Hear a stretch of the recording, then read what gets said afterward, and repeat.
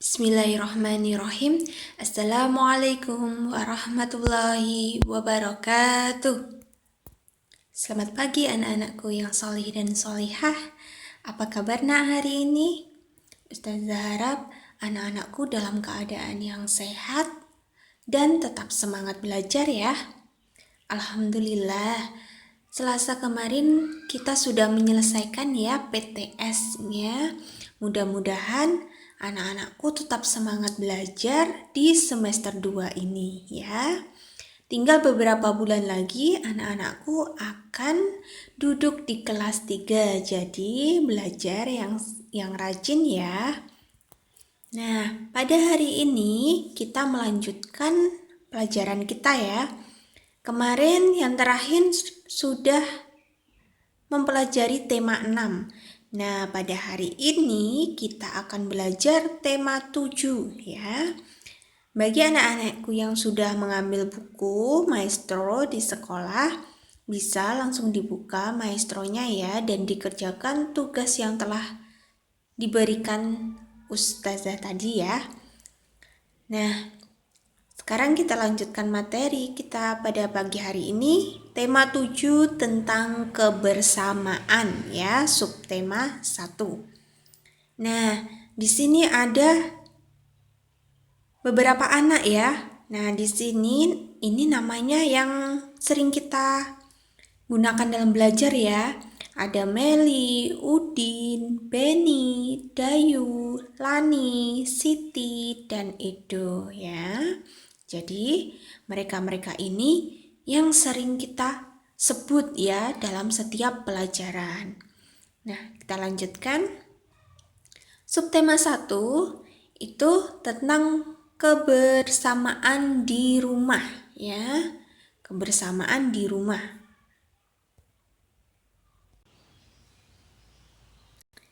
Tentang kebersamaan di rumah ya. Nah, coba dilihat. Kalau di rumah anak-anakku biasanya ngapain aja? Sama adiknya, sama orang tua, atau sama kakak, seperti itu. Itu dinamakan kebersamaan di rumah. Nah, coba dilihat di gambar ya. Di situ ada kebersamaan di rumah Siti ya. Suasana kebersamaan di rumah Siti pada hari Minggu. Ayah, ibu, Siti, dan Ali berada di depan rumah.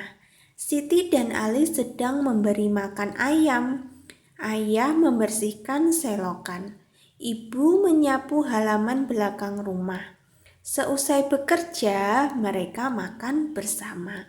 Nah, itu tadi ya. Jadi, mereka bekerja sama untuk membersihkan lingkungan rumah ya. Membersihkan halaman belakang rumah ya. Jadi ayah Siti membersihkan selokan, ibu Siti menyapu, dan Siti dan Ali memberi makan ayam. Kita lanjutkan. Nah, setelah tadi membersihkan halaman belakang rumah, Siti dan Ali beserta ayahnya duduk di sofa. Ayah Siti pandai mendongeng. Siti sangat suka dengan dongeng. Hampir setiap minggu ayah Siti mendongeng. Seusai mendongeng, ayah Siti menceritakan isi dongeng. Banyak sekali contoh yang baik dalam dongeng ya. Coba. Nah, ini Siti bersiap-siap mendengarkan dongeng dari ayahnya ya, Siti dan Ali. Nah, coba anak-anakku, apa itu dongeng? Ada yang tahu? Apa itu dongeng? Tadi sudah membaca belum? Nah, apa itu dongeng? Dongeng adalah cerita yang tidak nyata. Tidak nyata itu bagaimana? Tidak nyata itu tidak benar-benar terjadi ya, tidak nyata. Nah, dongeng itu banyak jenisnya ya. Salah satunya dongeng tentang hewan atau bisa juga disebut dengan fabel. Dongeng tentang hewan itu disebut dengan fabel. Nah, dongeng itu dapat dipahami dengan cara didengarkan ya, dengan cara kita mendengarkan. Saat dongeng dibacakan, kita harus mendengarkan. Kalimat demi kalimat harus kita pahami dengan baik. Dengan begitu, maksud setiap kalimat bisa kita mengerti ya. Jadi, apa yang dimaksudkan dalam dongeng itu dapat kita pahami kalau kita bisa memahami dan mendengarkan dengan baik ya. Dengan memahami tiap kalimat pada dongeng, kita akan mudah memahami isi dongeng. Nah, jadi setiap kalimat, setiap kata dalam dongeng itu harus kita pahami supaya kita dapat memahami atau mengerti isi dongeng. Nah, sekarang coba kita lihat. Nah, di situ ada dongeng tentang ayam dan merpati. Judulnya Ayam dan Merpati ya. Hari ini ayam merasa sangat senang karena mendapat biji jagung sebagai makanannya. Ia segera memakan biji jagung tersebut dengan lahap. Merpati melihat ayam yang sedang asyik memakan biji jagung. Ia juga ingin memakan biji jagung tersebut. Merpati terbang mendekati ayam. Ayam, bolehkah aku minta biji jagungmu? Pinta merpati. Ayam menoleh ke arah merpati. Merpati tampak sangat lapar. Iya, boleh. Ayo kita makan sama-sama, jawab ayam. Ayam dan merpati pun memakan biji jagung bersama-sama. Mereka makan dengan hati gembira. Iya, itu tadi dongeng tentang ayam dan merpati. Jadi dongeng itu cerita yang tidak nyata ya. Jadi ayam dan merpati itu dalam kehidupan sehari-hari, apakah mereka bisa bercakap-cakap? Tidak ya. Jadi ini sebuah dongeng. Nah, coba dilihat di Maestro halaman 7 ya. Tadi tugasnya disuruh mengerjakan ya soal tentang ayam dan merpati. Kita lanjutkan. Selanjutnya kita akan belajar tentang menentukan pecahan setengah. Nah, di tengah-tengah Siti dan Ali mendengarkan dongeng dari ayah, Ibu Siti datang membawa apa itu? Sebuah kue pie dan minum ya. Nah, ibu memasak sebuah kue pie. Ibu memotong kue pie tersebut. Kue pie tersebut dipotong menjadi 2 bagian ya, seperti gambar yang di bawah ya. Nah, itu ada kue pie dan dipotong menjadi 2 bagian.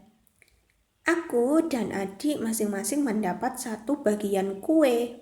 Nah, jadi 1 kue dipotong menjadi 2. Jadi, Siti mendapat 1 potong dan adiknya Ali mendapat 1 potong ya.